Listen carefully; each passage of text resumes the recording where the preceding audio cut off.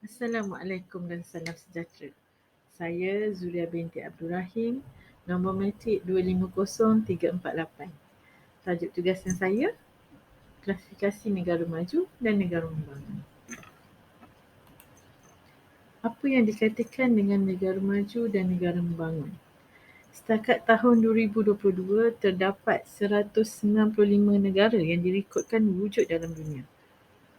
Dua kategori utama yang sering disebut dan sering kita dengar iaitu negara maju dan negara membangun. Definisi bagi negara maju iaitu merujuk kepada negara yang pesat dari aspek perindustriannya serta mempunyai tahap pendapatan per kapita yang tinggi. Manakala negara membangun pula iaitu merujuk kepada negara yang mempunyai sektor perindustrian yang kurang serta mempunyai tahap pendapatan per kapita yang lebih rendah. Selain daripada itu, pengelasan negara maju dan negara membangun juga dilakukan menurut status ekonomi, seperti keluaran dalam negara kasar KDNK, keluaran negara kasar KNK, pendapatan per kapita, perindustrian, taraf hidup dan juga lain-lain. Apabila disebut mengenai negara maju, sudah pasti kita membayangkan kepesatan, kehebatan, kecanggihan negara tersebut dalam pelbagai aspek, iaitu kedudukan sektor ekonomi sering menjadi kaya ukur utama dalam pengertian negara maju. Terdapat 6 ciri-ciri negara maju, iaitu yang pertama, mempunyai pendapatan per kapita yang tinggi. Pendapatan per kapita yang tinggi melibatkan setiap tahun dengan mempunyai pendapatan yang tinggi, nilai ekonomi negara akan meningkat. Oleh itu, jumlah kemiskinan dalam negara itu dapat diatasi. Dan yang kedua, melibatkan keselamatan yang dijamin. Tahap keselamatan negara maju lebih terjamin berbanding dengan negara membangun. Ia juga merupakan kesan sampingan teknologi canggih di negara maju. Dengan teknologi yang canggih, kemudahan keselamatan dan teknologi senjata juga berkembang menjadi lebih baik. Yang ketiga, daripada aspek kesihatan yang terjamin. Selain daripada keselamatan, kesihatan di negara maju menjadi salah satu aspek yang penting. Ini dicirikan oleh dengan kepelbagaian kemudahan kesihatan yang mencukupi, seperti hospital, kaki tangan yang terlatih, dengan perubatan yang dengan kemudahan yang canggih. Selain daripada itu, dengan kemudahan kesihatan yang mencukupi, pembangunan penduduk negara maju juga dapat dikawal. Yang keempat, kadar pengangguran yang rendah, iaitu di negara maju, kadar pengangguran agak kecil kerana setiap rakyat boleh mendapatkan pekerjaan. Yang kelima, menguasai sains dan teknologi, iaitu penguasaan sains dan teknologi di mana kehidupan seharian mereka telah menggunakan teknologi yang canggih dan peralatan yang moden untuk memudahkan kehidupan seharian mereka. Dan yang keenam, iaitu tahap eksport adalah lebih tinggi daripada tahap import kerana sumber manusia dan teknologi unggul yang dimiliki oleh negara maju tersebut. Berbeza dengan negara maju, negara membangun mempunyai banyak jurang daripada pelbagai aspek. Negara membangun boleh dipecahkan kepada dua, iaitu negara kurang membangun dan negara sedang membangun. Sektor perindustrian bagi negara membangun kebiasaannya adalah lebih rendah, dan hal yang sama dapat dilihat dalam indeks pembangunan manusia. Selain daripada itu, negara membangun mengalami tahap awal pengembangan industri. Sementara pendapatan per kapita negara juga adalah rendah, iaitu terdapat 6 ciri-ciri negara membangun. Yang pertama, pendapatan setahun yang cenderung rendah, iaitu pendapatan tahunan di negara membangun tidak setinggi negara maju kerana kadar pengangguran yang agak tinggi. Yang kedua, keselamatan tidak dijamin. Tidak seperti di negara maju, keselamatan negara membangun masih sangat minimum. Oleh itu, kadar jenayah di negara membangun masih agak tinggi. Yang ketiga, kemudahan kesihatan yang agak minimum. iaitu kekurangan kemudahan kesihatan yang sewajarnya menjadikan penduduk di negara membangun lebih terdedah kepada penyakit, dan itu kadar kematian juga agak tinggi. Yang keempat, pendapatan penduduk tidak terkawal. Pembangunan penduduk tidak terkawal, iaitu negara membangun mempunyai purata penduduk yang sangat besar berbanding negara maju. Kerana pembangunan penduduk yang tidak terkawal ini juga mengakibatkan kekurangan kemudahan pendidikan dan juga kesihatan.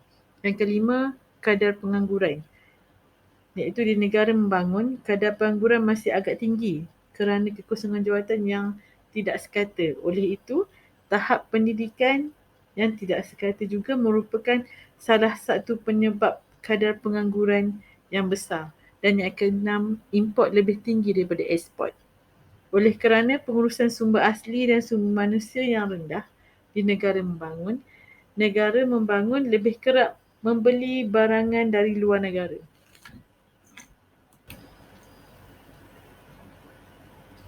Terdapat 3 implikasi yang dilihat menjadi cabaran kepada negara maju dan negara membangun, iaitu implikasi yang pertama iaitu dari sudut kesihatan alam sekitar. Kebanyakan negara berlumba-lumba untuk memantapkan ekonomi masing-masing. Hal ini mengundang beberapa masalah kepada persekitaran dan globalisasi. Hasil analisis peranan kerumitan ekonomi dalam permintaan tenaga menggunakan set data panel 25 negara dalam tempoh tahun 1978 sehingga 2016 mendapati pendapatan per kapita secara positif menjejaskan permintaan tenaga, manakala harga tenaga dan kerumitan ekonomi menjejaskannya secara negatif. Inovasi teknologi yang dipromosikan akan mengurangkan permintaan tenaga negara. Sungguh pun pertumbuhan ekonomi dilihat memberangsangkan berlaku di negara-negara membangun, namun penggunaan sumber-sumber jadi yang tidak terkawal akan mengakibatkan pencemaran alam sekitar.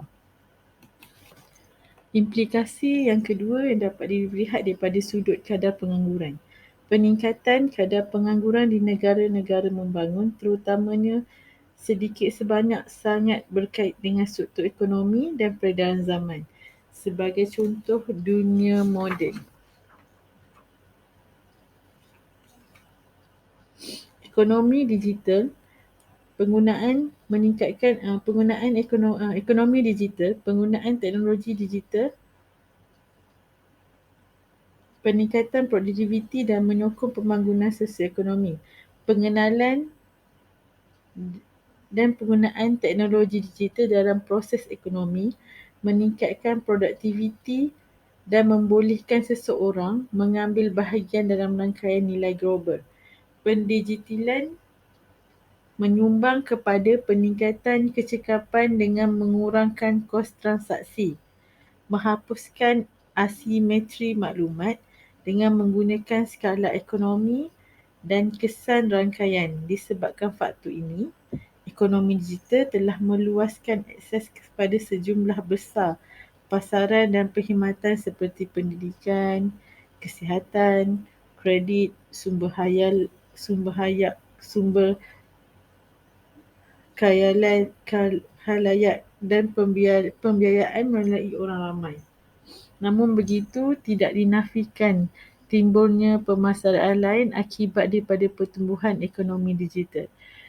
Pendigitalan mewujudkan pekerjaan baharu sambil mengurangkan pekerjaan lama, menyebabkan perubahan ketara dalam pasaran buruh. Ini menyumbang kepada perubahan yang menjadi punca utama ketidaksamaan pendapatan yang semakin meningkat. Perubahan dalam pasaran sedemikian membimbangkan kerana pendigitalan boleh menyebabkan peningkatan pengangguran dan memburukkan lagi perbezaan sedia ada dalam pengagihan pendapatan.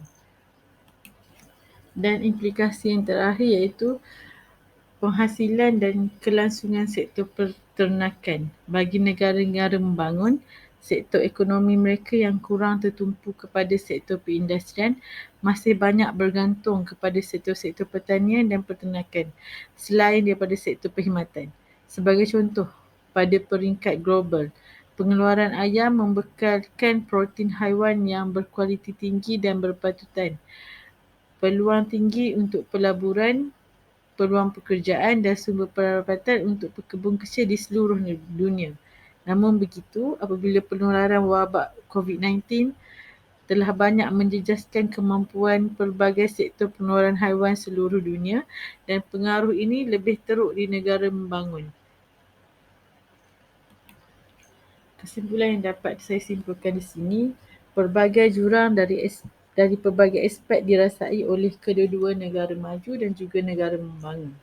Sektor politik yang kukuh seharusnya memainkan peranan yang penting bagi terus mengubah kedudukan ekonomi di negara-negara membangun agar kepincangan sama ada dari segi aspek sosial, daripada aspek dan juga ekonomi dapat diatasi. Dari sudut pandang yang lain pula, negara maju juga haruslah bersifat terbuka dalam membantu negara-negara membangun mengembangkan pertumbuhan ekonomi mereka agar kemakmuran sejagat dapat dirasai oleh semua umat manusia. Sekian, terima kasih.